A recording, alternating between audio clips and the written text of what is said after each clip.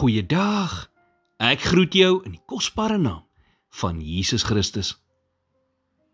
Psalm 23 vers 6 sê, net goedheid en guns sal my volg al die dae van my lewe, en ek sal in die huis van die Here bly, in lente van dae.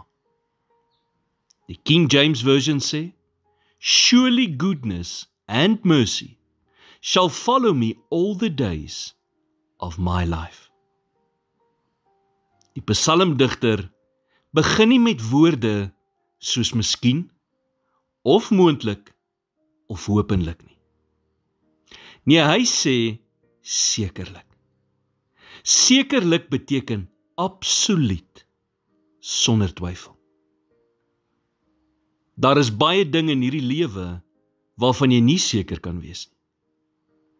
Jy gaan dalk vir 'n doktersondersoek en hulle ontdek jy het 'n kwaadaardige gewas. Of jy werk dalk al jare in dieselfde maatskappy en glo jou werk is veilig, maar hulle verminder skielik personeel en jy word saam afgedank.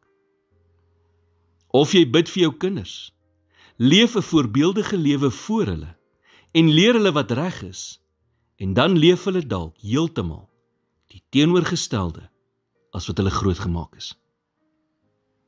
As kind van God is daar egter twee dinge waarvan jy seker kan wees: God se goedheid en sy liefde. Wat is jou konsep van God? Dit is 'n baie belangrike vraag, want jou konsep van God bepaal jou vertroue in hom.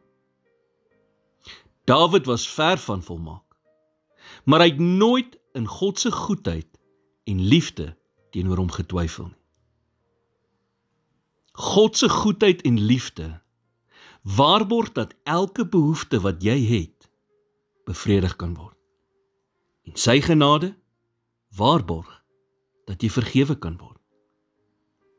Dit is sy goedheid en genade wat jou elke keer weer terugdryf in sy liefdevolle arms in. Here, dankie vir u goedheid en liefde teenoor my. Dankie dat u genade my tot hiertoe gedra het en dat dit my ook sal dra in die toekoms. In Jesus naam bid ek dit. Amen.